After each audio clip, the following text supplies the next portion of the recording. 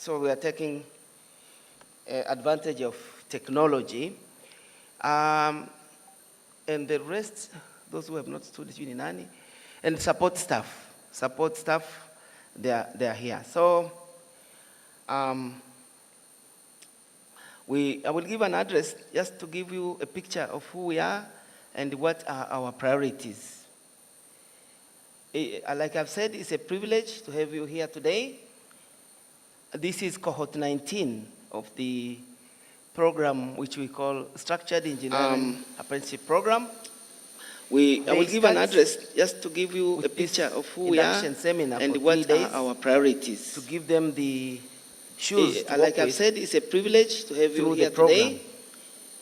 This is cohort 19 of the we are also training program which we call Structured Engineering Apprenticeship Program. And we will also witness I will give an address just to give you a picture of who we are and what are our priorities. To give them the stand up also. Yeah, these are the people who did not stand up when I speak. So these people take an oath. They've now qualified because engineering is more than academics. It also involves your heart and your hands. It's not only your brains. So they're coming to complete that final bit of taking an oath that they will serve the society. And they will put the interests of the society ahead of their own interests. So there will be, we are particularly honored to be visited by Your Excellency. Through your embassy, Norway has become a major partner and supporter for ERB, and mainly through this program, SEAP program, which have enjoyed the support from 2010. We've grown together,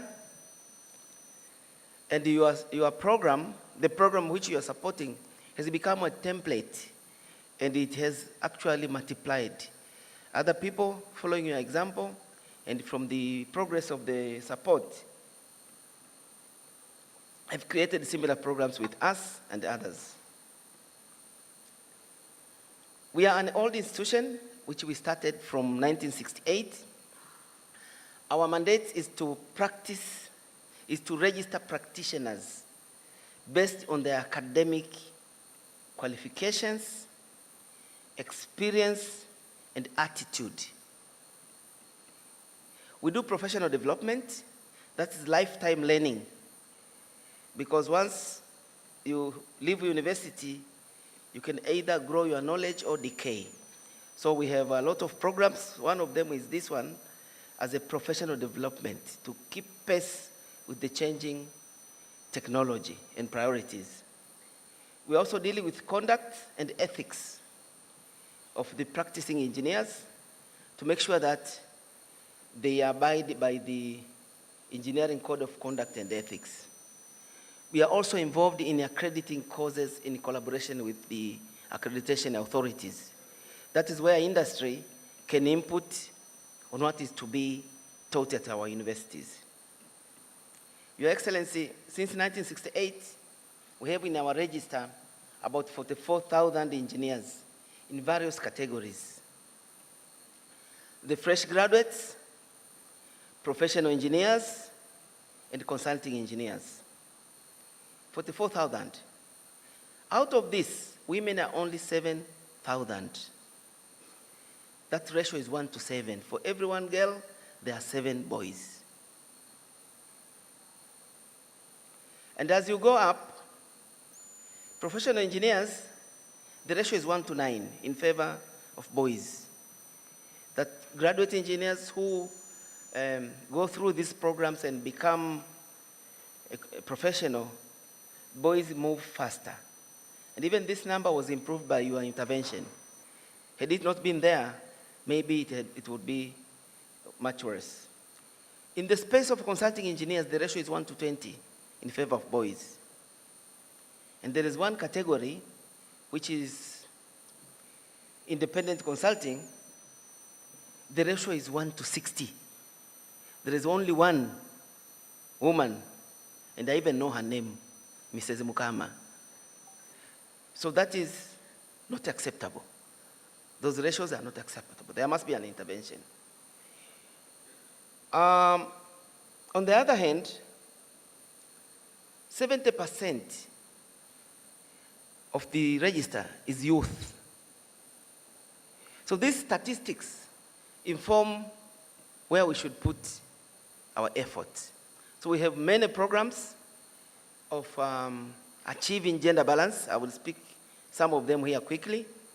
But we also have programs to assist youth to be productive quickly and to guide them, because the seasoned engineers did it in a random way, but the people coming behind us should not be random again.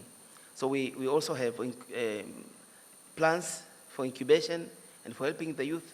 One of them is this. SEAP started in 2003. Before that, there was not this program, but this program has helped to accelerate the youth to become professionals.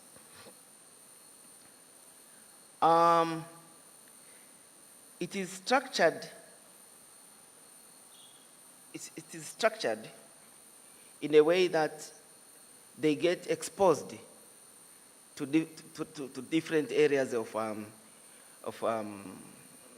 expertise. And it has like 6 legs.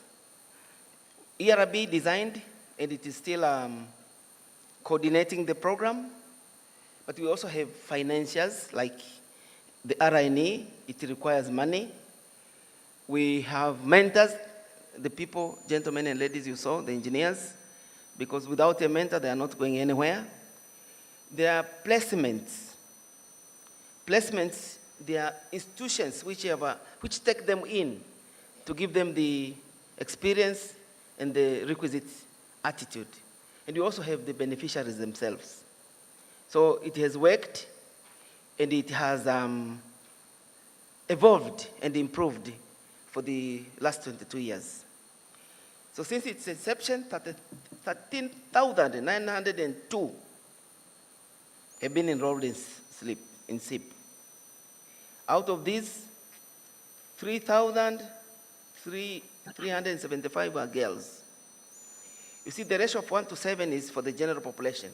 But currently, those who are milling out of universities nowadays, the ratio is 1:4. Girls are already 25%. So the journey towards equality is happening. So 3,000 girls, 13,000 total.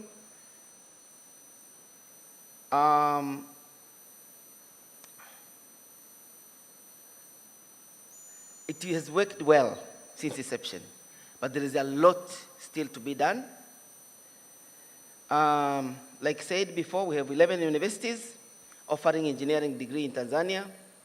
In addition, a substantial number study abroad, mainly from China, India, Malaysia, Eastern Europe, North Africa, and Uganda.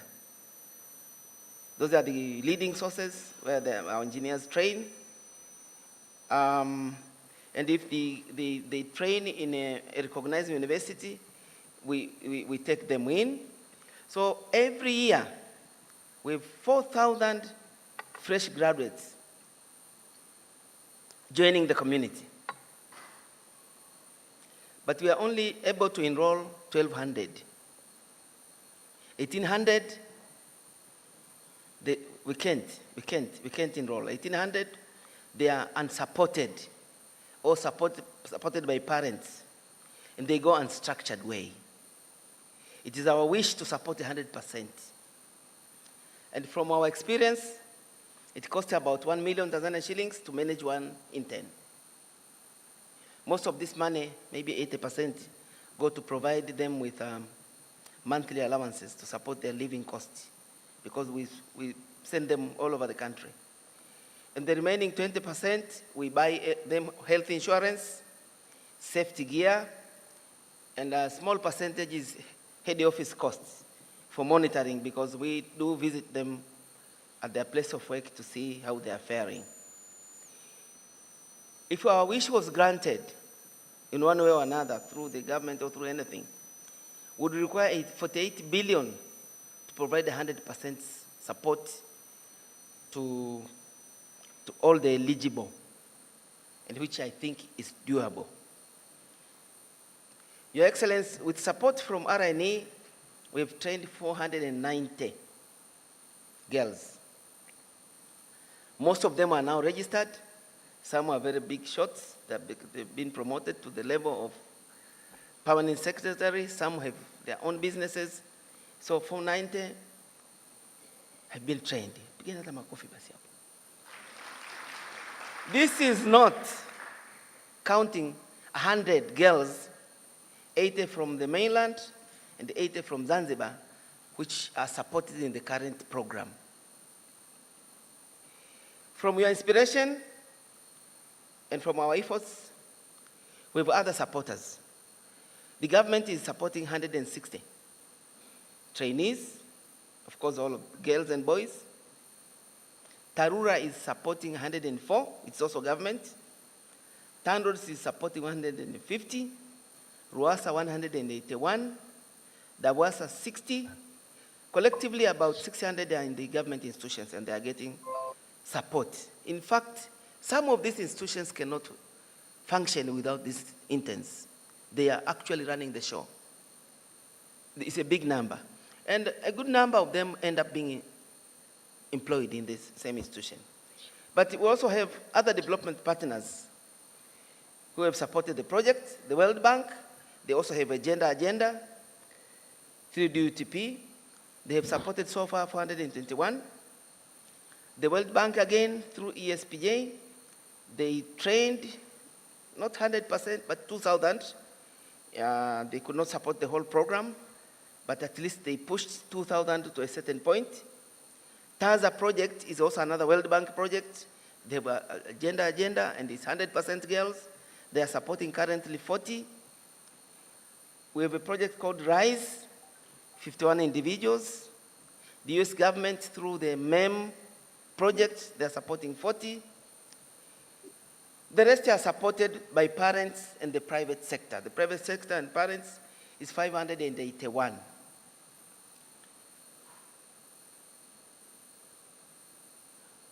Out of the phase 2 of your support, there was a study which was sponsored by your embassy to see the possibility of SEAP, of sustainability of the program. We have two issues. Issue number one is finances. Issue number two is placement. Through that study, we did an advocacy, and we have had a success. The Public Procurement Act has now made it mandatory for contractors and consultants to accommodate and support trainees during the execution of public projects. This came out June of last year. Now our job is to hammer it and to make sure it is implemented. So we will have less issues of placement because it's now an obligation.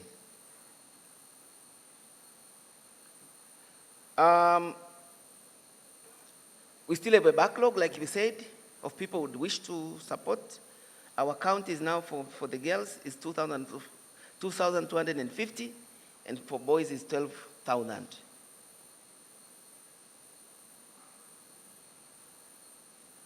Under your support also, we have invested in leadership development. Once girls graduate, they get registered, they are also not getting into management teams or into boardrooms because of the societal and family issues. They step out of their career growth to take care of the expectation of the society. So they normally don't go up the ladder. So, but when they are available, they have to be assisted with master's degrees. They have to be assisted with being taught about how to leadership, things like that. So we have partnered with the Association of Tanzania Employers. 15 female engineers, with your support, have already been trained in leadership and management skills. They graduated, I think, last month, and the president was there. And again, last week, 20 more female engineers have been enrolled into the program.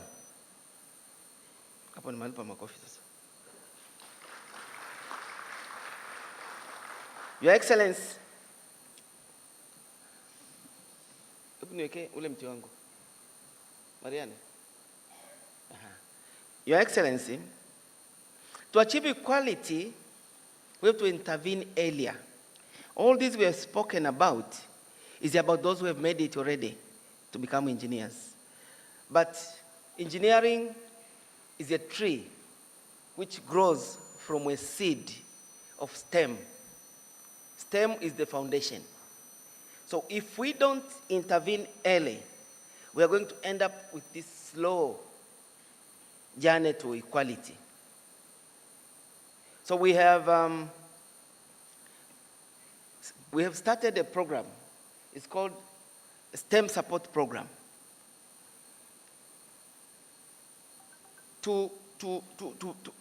STEM begins at lower secondary school. And then it feeds universities. And the universities now will output engineers. So we've partnered with women chapter of the engineers. There is a women chapter for doctors. And now there is another movement which is called Women in Energy. This program support teaching and learning of STEM at secondary school level by providing teachers, by providing libraries, and for libraries we have e-libraries. E-libraries, this is a device which can go in an off-grid place, in an even it does not require internet. It improves the accessibility to books. We will do also laboratories. So when we started this last year, and again the RNE gave us some financing, and we piloted the project. We have deployed 20 STEM teachers to the 3 secondary schools, and they've been there for 1 year now, almost. And they will keep them for 2 years to be able to measure their impact. We are now ready to scale up the pilot. We have a write-up for 26 schools. There are 26 girls' schools built by the World Bank, with support of the World Bank. They are for girls only, and they are for STEM. If we could install e-libraries for 26 schools, I think we will have an impact. They will be able to compete to join universities. And if we can support more and more schools to the extent that the government takes up the project, I think we will see equality in the profession.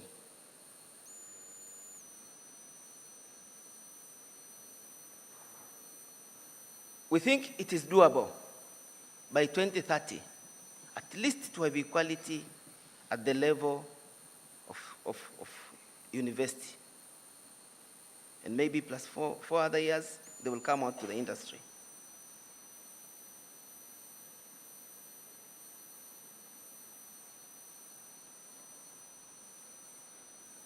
We also have programs for the youth incubation.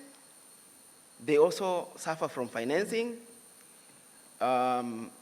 We will test our write-up in May.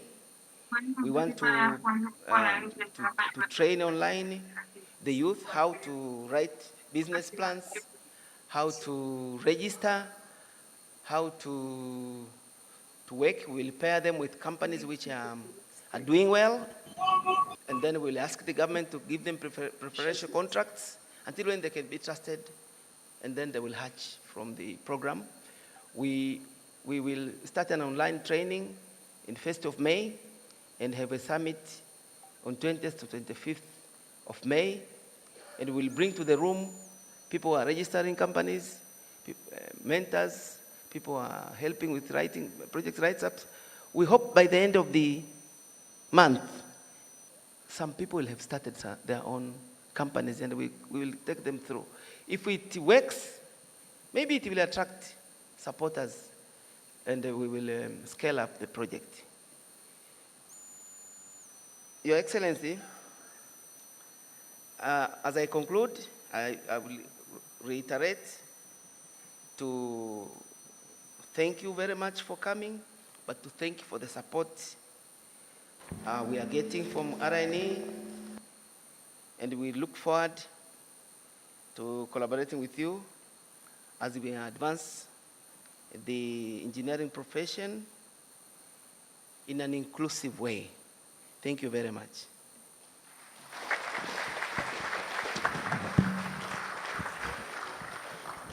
Thank you. Thank you. Please, round of applause as he takes his seat.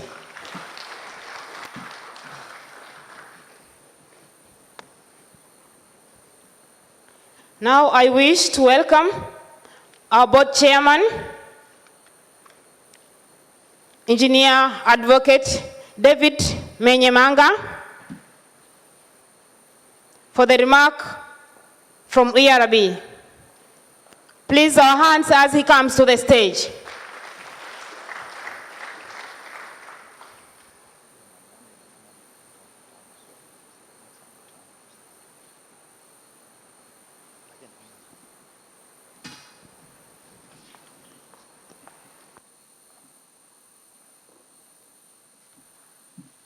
Your Excellency,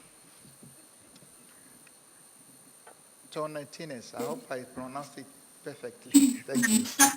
Ambassador of the Royal Norwegian Embassy, Engineer Bernard Kavishe, Registrar of the ERB, co-opted members, mentors, SEAP trainees, distinguished guest paper presenters, ladies and gentlemen. Still morning or good afternoon? Not here well. Yes, about good afternoon. I hope we're all comfortable. Okay. So I take this opportunity on behalf of the board, and it's an honor today to have the ambassador as we celebrate the progress we've made, particularly in the SEAP program of empowering women engineers across Tanzania mainland and Zanzibar. When the board was established in 1968, there were only 10 engineers in the country. Now, as of today, our register shows that we have around 44,000 is growing. That is quite a big number, and it highlights the significance and the potential for the engineers to contribute in the development of the country. Now, as the registrar has said, essentially the SEAP programs takes the engineer through training, postgraduate training, and it will cover design work, it will cover field work, and substantial management before now they are considered for registration as professional engineers. Now, over this period, apart from I'm not here well. what the Royal Norwegian Embassy is supporting for women engineers, to date, about 3,575 women engineers have passed through the program and have been trained. Now, this is a significant number, but again, the ratios, as explained by the registrar, are not still encouraging. But the fact on the ground is that the ratio is improving. So we are seeing significant increase in the involvement of and training of women engineers as we go forward. And as a board, we continue to seek funding for training of female graduate engineers. and of course, other, the boys engineers without leaving them aside. But generally, we seek funds for training. We zero in for women graduate engineers so that we improve. The ratios are currently like this. We want them to come, close by, as what is reflected in the population census, which in this country indicates that it has more women than men.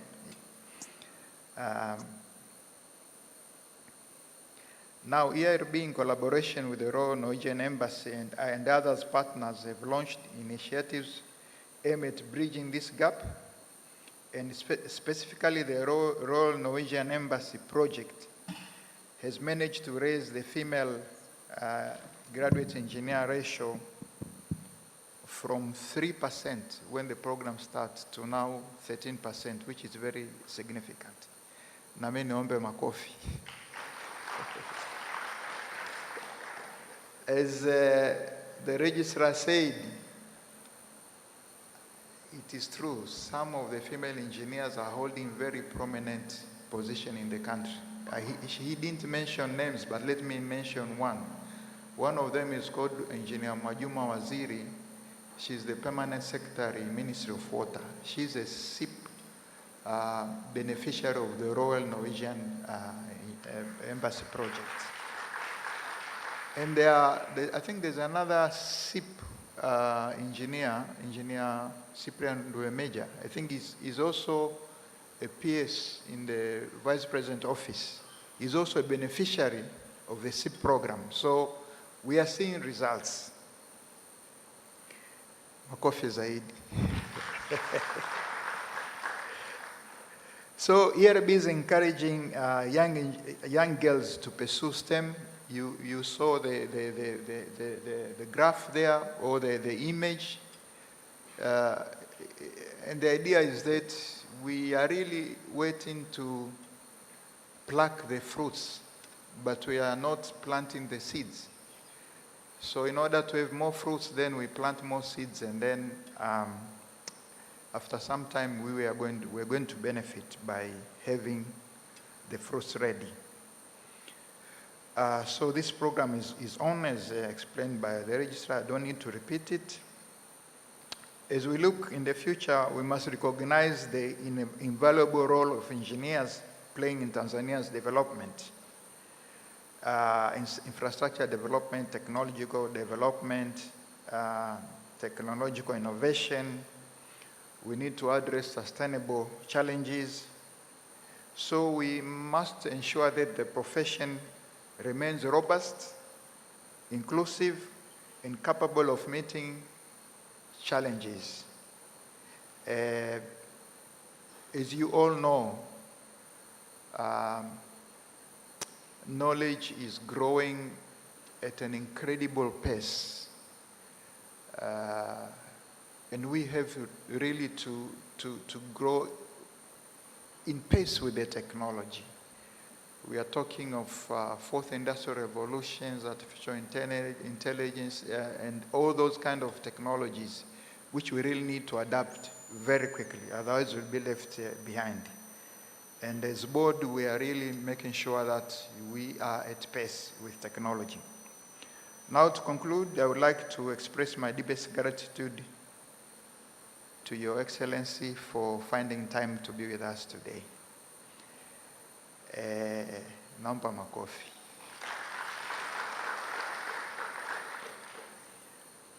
This is an important event in our annual calendars. I also pass my gratitude to all stakeholders who have supported the work of engineers of the Engineering Registration Board. Your contributions are instrumental in building a bright future for women engineers in Tanzania and other engineers, regardless of their gender. They all play a vital role in the growth and the prosperity of our nation. I urge all mentors to pay close attention to today's presentation. Maybe mentors will also be learning some things today, and as we know, knowledge is something which is continuous. As they will not only be valuable for your own professional development, but also provide insights into how best to support the SEAP trainees. Similarly, I encourage the SEAP trainees to fully engage in this induction seminar. The previous induction seminars, I always say, when I graduated 41 years ago, I was not taken through any formal training program. I just had to chart my way, through before I was registered as a professional engineer. But this is a golden opportunity for you to be properly guided and directed towards your professional engineering registration. So it's very important for you to take this as a serious day where you commence this training.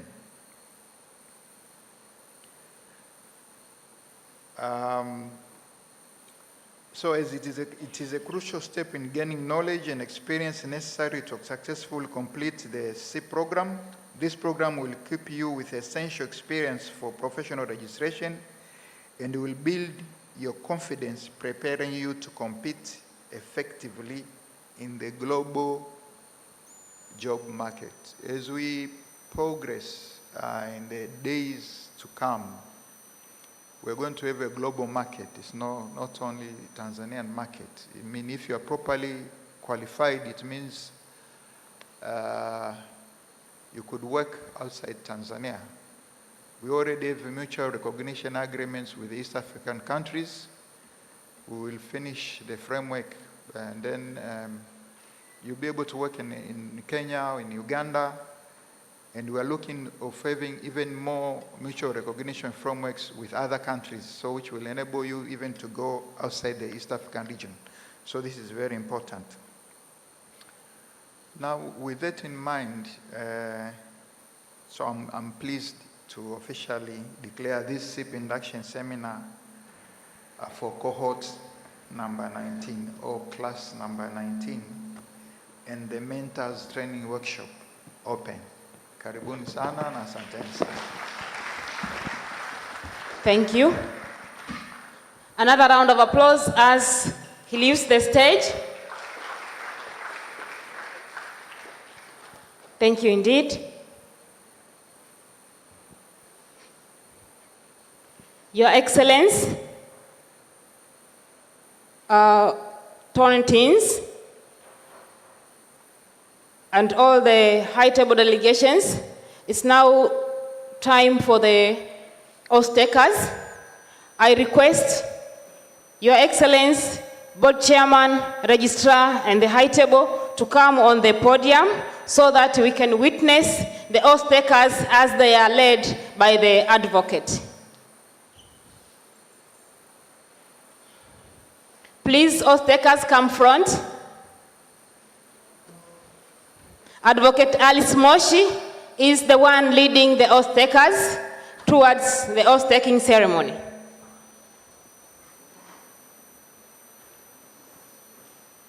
Here.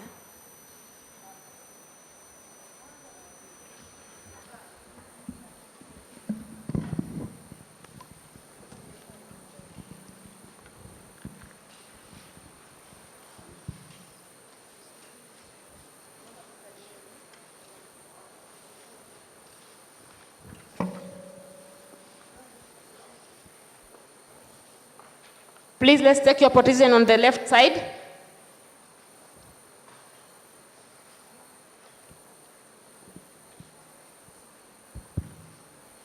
Honorable guests of honor and distinguished guests, before you are 42 professional engineers who are set to take their oath today. An engineering oath is a solemn pledge and a commitment to uphold integrity, professionalism, and ethical conduct.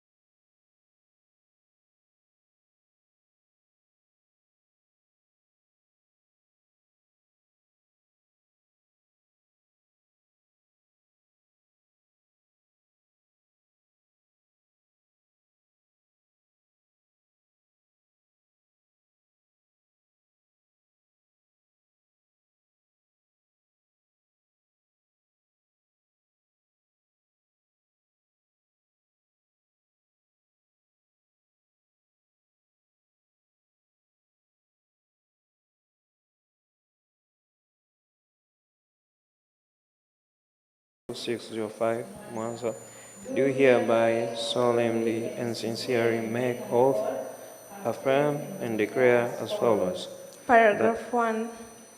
That throughout the period of executing my duties as an engineer, I commit myself that I shall own knowledge and belief, abide to all provisions as contained in the Engineers Registration Act, Cap 63, and all regulations and bylaws made thereunder and to be made thereafter, including the Code of Conduct and Ethics currently operating or those to be in place from time to time.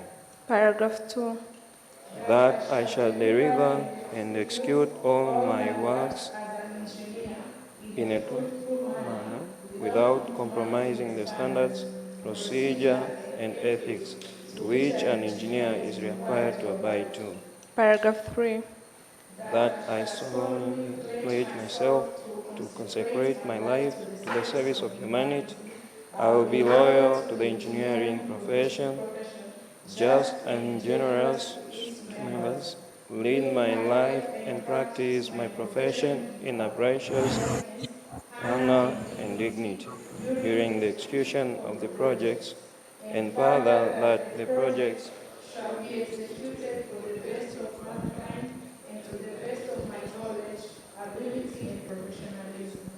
Paragraph 4. that I shall endeavor solely for the benefit of humanity and perform no act of criminal nature, even if solicited to do so, and avoid suggesting for commission or criminal acts. That I shall speak evil, unjust practices whatsoever and whenever I encounter them. Will not permit considerations on religious, nationality, race, party politics, and social standing, which will compromise my duty and my works even under threat. Proceed. Proceed. Make this oath affirmation conscious yet believing the same to be true and in accordance with the Oath and Statutory Declarations Act, Cap 34. So help me God. So help me God. Congratulations.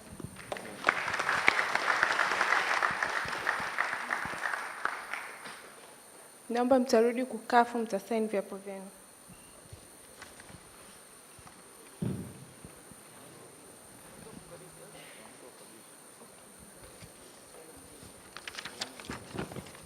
Thank you. Your Excellence, may get back to the seat. Please clap our hands for the oath takers as they are done with the oath taking journey.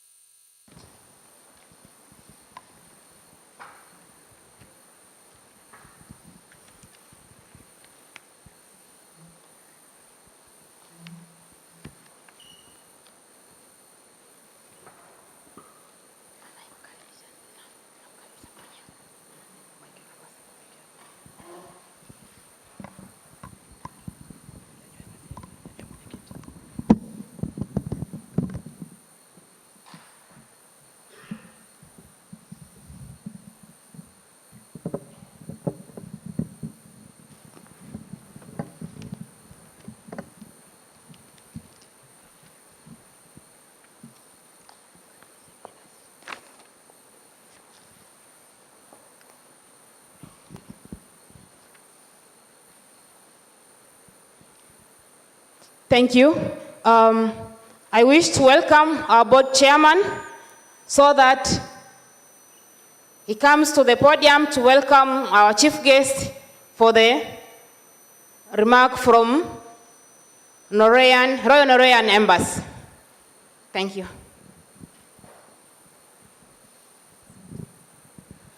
Your Excellency, THE19TH, karibu sana please, you are welcome so that you speak to us.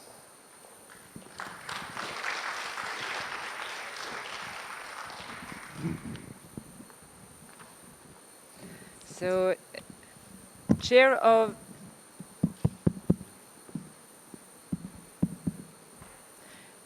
Engineers Registration Board, Registrar of Engineers Registration Board, invited guests, all present here today. Habari Samchana. So my name is THE19TH. I'm the Balosi, the ambassador at the Norwegian Embassy. I'm so glad to be here today. This is really great to be part of this induction seminar that you have. I want to start by saying that from the Norwegian Embassy side, we have supported this for almost 15 years. But I think I would like to say a few words about Norway so that you understand why did we pick and this kind of project and why we're so proud of being a partner. So Norway, very different from Tanzania. You are part of the global south, we are part of the global north. We are north in Europe, we are a small country. We have a population the same size as the population in Dar es Salaam. So it's a really small population, maybe it's less than Dar es Salaam. We are only 5.5 million people. We have a long coast. And I think that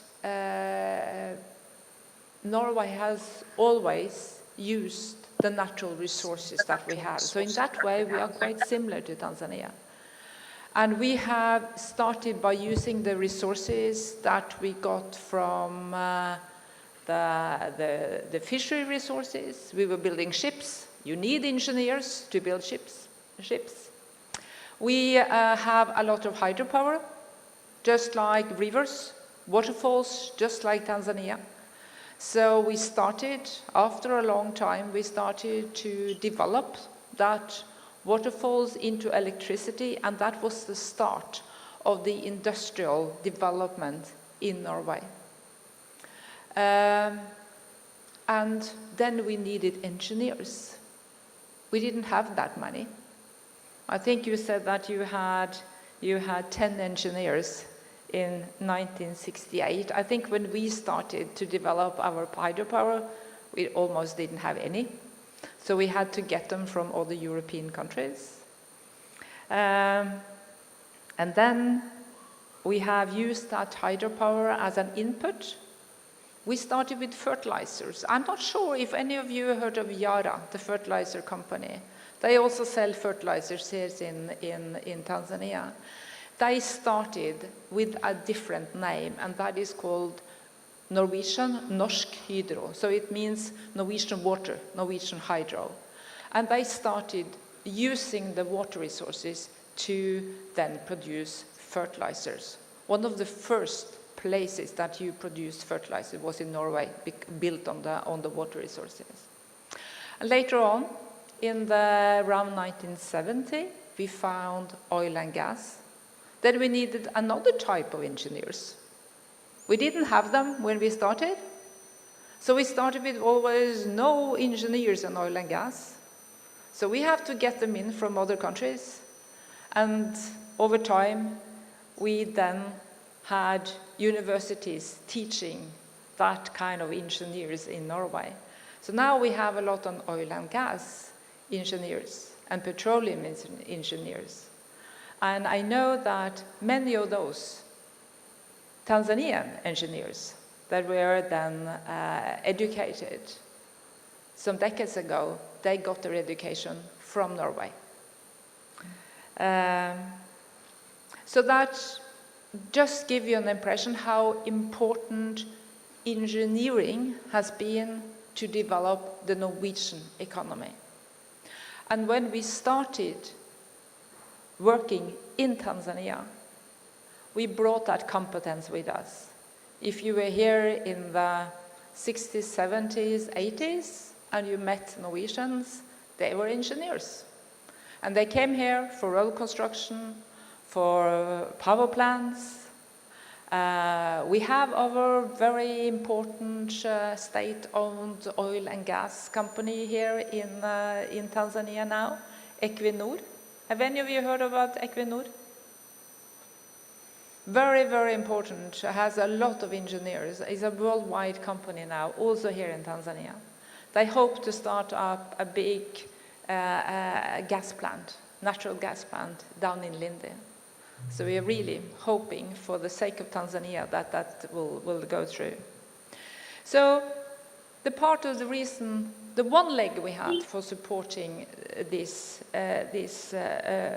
program, the SIP, was our tradition of how important engineers are for developing of a country. The second leg, I would say, because we are supporting female engineers. And the second leg is that for a country to develop, you have to use all the resources you have. You can't leave out half of the workforce. You have to include them as well. And so that is why it's so important, and you need them in all good heads in all sectors. And that is why you need a lot of also a good balance, a gender balance when it comes to engineers. So that's why. And as I said, we have supported the SIP program now for almost 15 years. And to date, we have supported approximately 590 female graduate engineers. That is the 490 already graduated and the 100 that we have now, to undergo the professional training through this program. And as I said, we have done this because Tanzania needs qualified professional engineers. And secondly, Tanzania needs more professional female engineers. Because we know that engineer profession has traditionally been male-dominated. And that is why we want to increase the number of female engineers. So I would like to extend a special kind of appreciation for all the female engineers that have taken part in this program now, both you are here and joining us virtually. It's good to see that the number is growing. We know that from the figures that I've seen that reports from ERB indicate that over 2,000 female and 12,000 male graduate engineers are waiting to roll the SIP training program. So I think that it shows that there is still a gender imbalance. We also know that women's participation in career development and leadership roles remain limited. Many female graduate engineers are unable to join SIP due to insufficient financial support for training. At the same time, the number of female and male engineers eager to participate in SIP is growing each year, while available funding continues to fall short. So I think I was very encouraged just to hear that the government is supporting so many. I really hope that to see that the number that I support can increase even more. So count on us if you want me to send that message also when I meet the government representatives. We think that the SEEP program is a very important vehicle, especially for female engineers to access employment opportunities while they train. So, as I said, I'm very happy to be here today. I really hope that you will have a very good training program. I think that what is kind of been said here already, I just want to repeat it, and that is that it kind of education and career development is happening through your whole life. So be adaptable, always try to grab the knowledge that you get from those who are training you, get it from colleagues and from others. I also would like to say to especially the female engineers, support each other, build network. It's not that easy to work in a male-dominated working environment. I know that. I'm not an engineer, I'm an economist. And I have been in so many male-dominated working places. It's not easy. And the best thing is to, as I said, to build a good support from others and also from many good male colleagues. So, to all the men here today, can you please promise me to support all your female colleagues? Good. Hand for that. So, as I said, Hongera, to all of you, you're very, very important in the future of Tanzania. You're really important. I think Tanzania, we are here to support Tanzania to develop. Tanzania cannot develop in itself. You need to work and you need to interact with countries in the region, and you need to interact with countries, global partners. And building your countries is very important, and as I said, engineering is a very important building block in that. So thank you very much for inviting me to come here. It's really been an honor to be here. Asanteni sana. Thank you, Your Excellence. We really appreciate.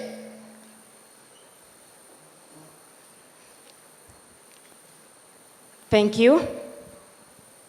Please, another round of applause to her.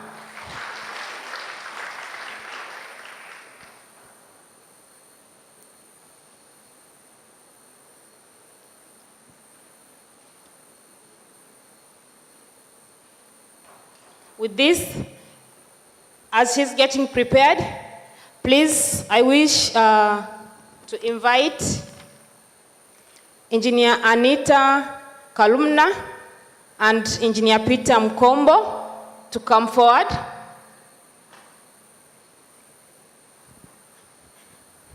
Your Excellency, we request you to present to those two representatives of the oath takers, to present to them their certificates and the practicing license.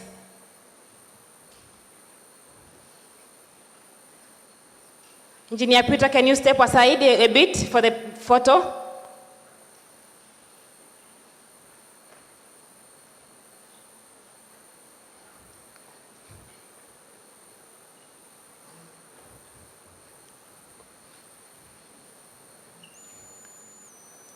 Thank you. Asante sana. Engineer Peter, you're welcome.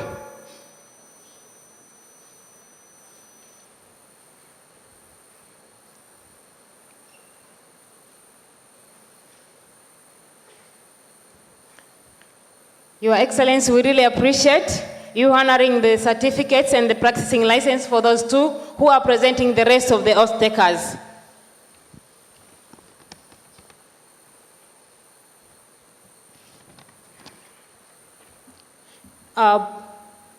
Please, can you bring the seats in front? Please, Your Excellency, it's time we request you and the high table so that we can have a group photo for both of us. We shall have about 6 groups, with which the first one is the high table, second one is female engineers. All female engineers who are here, please get prepared. This shall be followed by the oath takers, then mentors and evaluators, all who are here. Then will be invited guests and presenters. Finally, it shall be the ERB staff. Your Excellency, you are welcome for the group photo.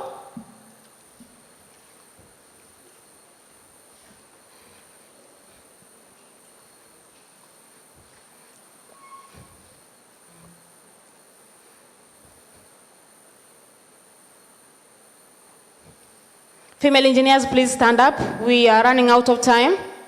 female engineers, all who are here. Oath takers, the SEAP on practicing engineers, all of us, female engineers, all of us.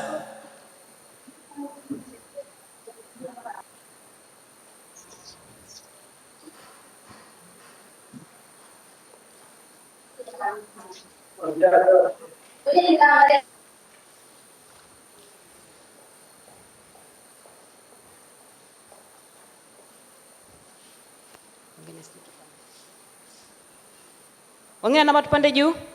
Please, some of us, let's stand on the podium.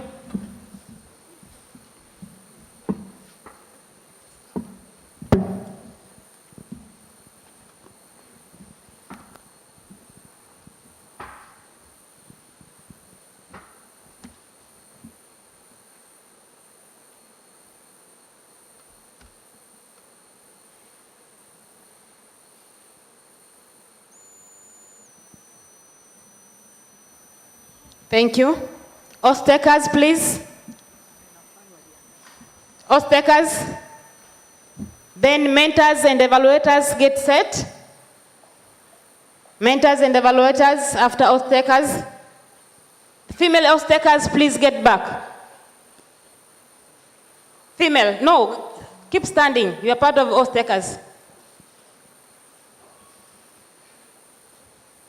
Mentors and evaluators, let's get prepared.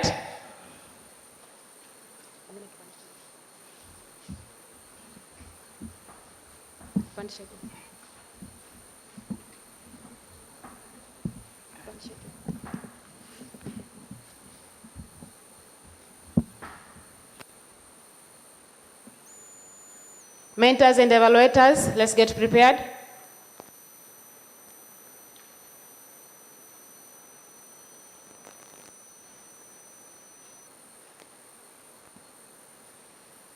After mentors and evaluators shall be invited guests and presenters.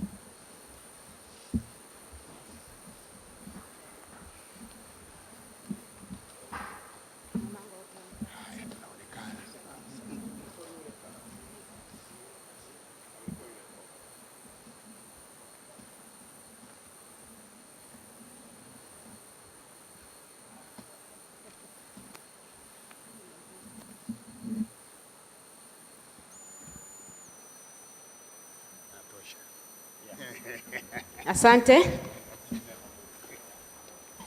Invited guests and presenters.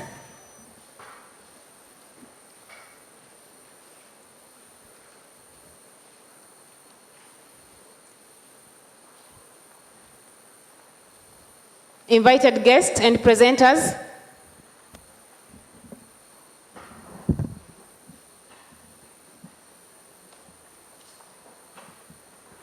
Presenters, please.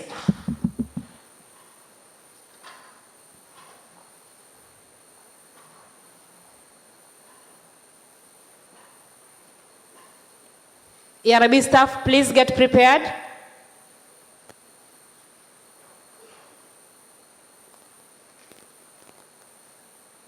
ERB staff, get prepared.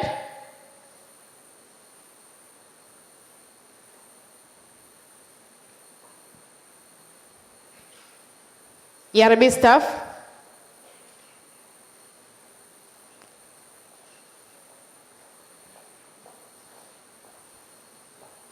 ERB staff.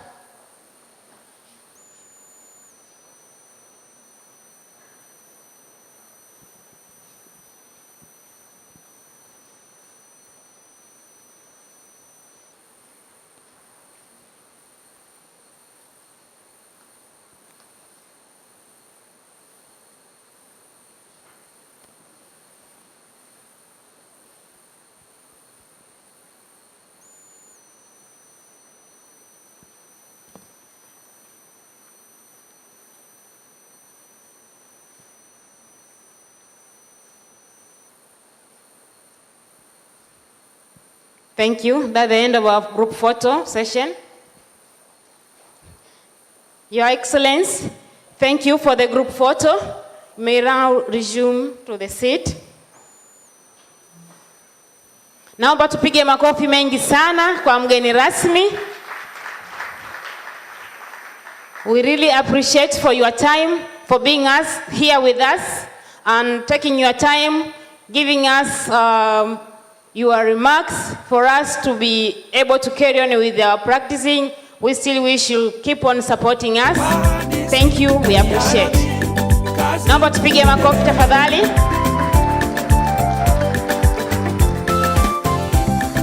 Thank you. Please stand up as she leaves the room. Naomba tupige makofi tafadhali.